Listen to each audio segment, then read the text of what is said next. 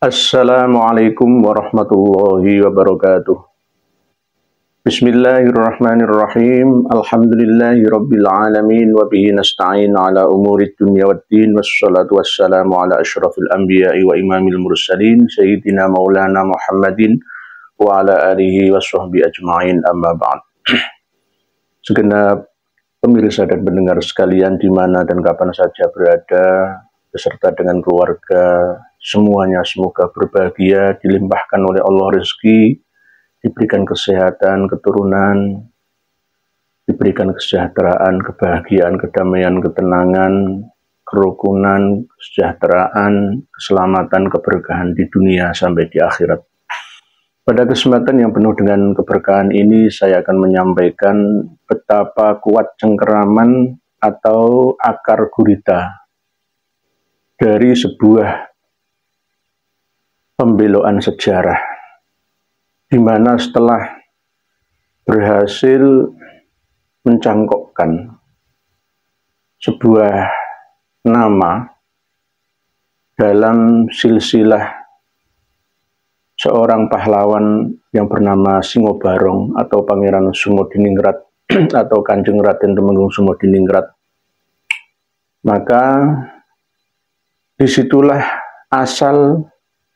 muasal pondasi untuk meneruskan bangunan di atasnya, yakni dengan mendirikan sebuah yayasan yang bernama Yayasan Sumodiningrat yang berada di daerah Demak, arah ke Kabupaten Grobogan atau Purwodadi. Di situ sudah didirikan sebuah yayasan besar yang bernama Yayasan Sumodiningrat dengan corak kejawen, yakni Jati Sumonegoro. Kalau Yayasan Sumodiningratnya itu Yayasan Sumodiningrat Demak Nusantara. Dan ini sudah benar-benar terbukti. Memang di dalamnya itu ada sistem para pengajar yang berasal dari non-Ba'alawi. Tetapi inti pimpinannya adalah dipegang oleh Ba'alawi. Siapa mereka? Saya sampaikan kepada panjenengan semua untuk mencari sendiri di dunia maya, dimensi kelima, untuk ditarik ke dimensi ketiga informasinya siapa mereka. Mulai dari Yayasan Darul Hashimi yang ada di Jogja, lalu bergeser ke Semarang, Lemper Kidul, lalu sekarang bergeser ke pusat berdirinya kerajaan Islam pertama, yaitu Kerajaan Demak Bintara atau Bintoro. Di situ dimulailah tonggak berdirinya sebuah lembaga yayasan yang sudah legal, resmi. Masyarakat awam tidak akan mampu untuk mendeteksi apa misi dan visi mereka. Kalau toh memang semuanya demi perjuangan, semuanya demi mencerdaskan anak bangsa, demi izul Islam wal muslimin, nggak masalah, nggak mengapa. Tetapi jika sudah ada embel-embel untuk mendirikan satu dinasti, negara dalam negara, agama merongrong negara, maka sudah sepatutnya negara untuk curiga. Setelah mencurigainya, lalu memutuskan bahwa ini pasti ada apa-apanya. Pasti ada udang di balik batu. Pasti ada misi-visi terselubung. Karena apa? Selain dari merampok makam-makam kuno, makam-makam terlantar yang semuanya diba'alawikan, maka sejarah pun akan segera dirubah sesuai dengan kaedah dari mereka. Dan itu sudah pasti, sudah pasti. Para pemirsa dan pendengar sekalian rahimakumullah, inilah wajibnya kita untuk berwaspada. Waspada. Jangan sampai kita terperdaya. Orang mukmin itu tidak akan jatuh pada lubang yang sama. Ketika lubang pertama jatuh, maka hati-hatilah untuk melewati lubang yang kedua. Jangan sampai gagal kedua kali. Jangan sampai setelah kita dijajah oleh bangsa Belanda, Jepang, lalu dijajah lagi oleh bangsa yang mengatasnamakan agama.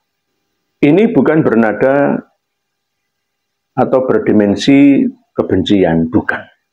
Tetapi dalam rangka untuk menyadarkan sekaligus untuk mewanti-wanti kepada seluruh anak bangsa untuk waspada. Jangan sampai terlena, terperdaya. Ini ada lagi informasi seorang dosen yang mengatakan bahwa BNPT itu membiarkan isu nasab ini bergelinding sehingga memecah belah bangsa. Ini sangat keliru. Sangat keliru. Justru kita ini mendidik warga bangsa untuk mencintai negaranya. Hubbul waton minal iman, sesuai yang digaungkan oleh Nahdiyin Nahdlatul Ulama. Hari Santri Nasional 22 Oktober kemarin. Mencintai negerinya sebagai bukti dari mensyukuri anugerah dari Tuhannya. Dengan cara merawatnya dengan sebaik-baiknya.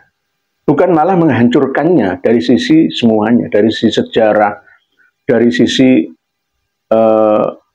arah, ya, kiblat, wawasan pendidikan keagamaannya. Justru kita ini menyadarkan.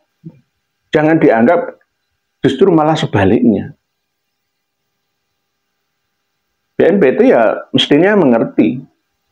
Karena semua yang kita sampaikan ini berdasarkan data referensi, bukan hanya fitnah, ya, yang mengandung unsur ujaran kebencian.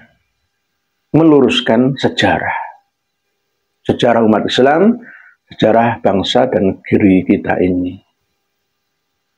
Oleh sebab itu, kita kembali ke bahasan Yayasan Sumodiningrat yang ada di Demak, jalan menuju ke arah Purwodadi atau Ngrobogan. Telah berdiri sebuah yayasan yang besar yang siap menerima, mendidik, dan mengelola generasi muda kita. Apakah saya melarang untuk mengikuti sistem pendidikan di sana? Ya wallahu a'lam. Wallahu a'lam. Saya serahkan kepada panjenengan semua. Yang bisa menilainya jenengan sendiri, bukan saya. Saya hanya memberikan arahan dan informasi sesuai dengan kenyataan. Bahwa ketika satu lembaga ini sudah melakukan kedustaan yang terorganisir, dusta dan dusta, maka sudah selayaknya untuk kita tinggalkan, kita tanggalkan. Tidak perlu kita pakai atau kita jadikan sebagai rujukan wadah pendidikan untuk anak putra-putri kita. Karena dimulai dari sebuah kebohongan. Kebohongan yang pertama akan ditutup dengan kebohongan yang kedua, dan seterusnya, dan seterusnya. Jadi, yang diserang adalah jantung kerajaan Islam pertama di Indonesia, yaitu Demak, Nusantara. Karena memang sejak dulu Demak adalah pusat perjuangan Wali Songo dalam berpolitik menguasai reruntuhan kerajaan Majapahit. Dengan mendekati Demak Nusantara ini, maka akan mudah untuk menguasai ke seluruh provinsi dan kabupaten yang ada di Indonesia. mulai dari dinasti Mataram Islam yang didirikan oleh Panembahan Senopati atau Danang Sutawijaya, lalu bergeser ke Demak Nusantara dengan nama Yayasan Sumodiningrat, dan terus akan membuka cabang-cabang lagi yang ada di seluruh Indonesia.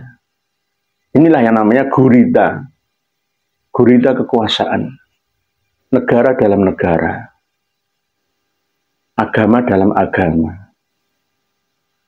Dan kita harus waspada sepenuhnya, jangan sampai terperdaya. Kalau kita terperdaya, maka habis sudah sejarah kita, habis sudah keberdikarian kita, yang katanya kita ini merdeka, hanya omong kosong belaka.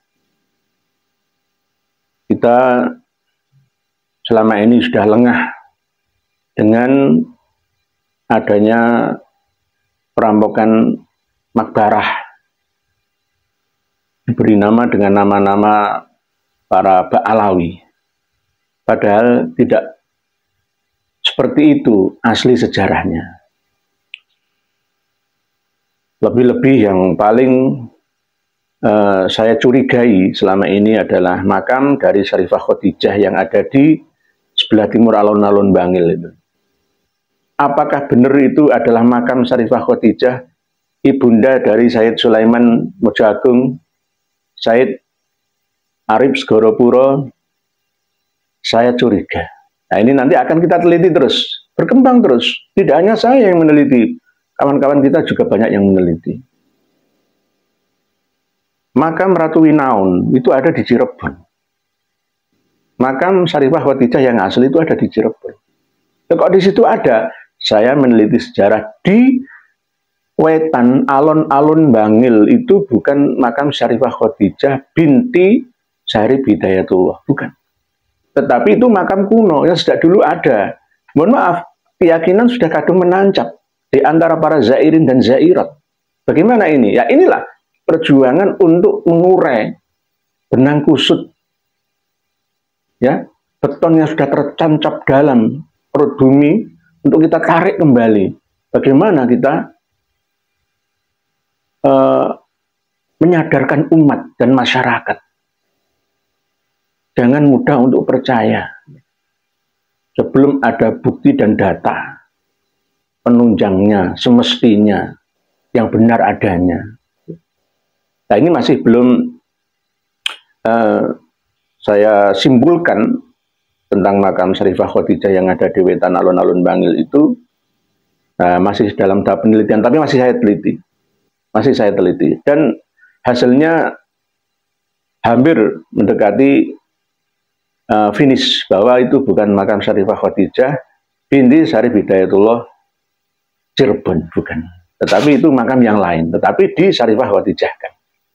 Hampir sama seperti makam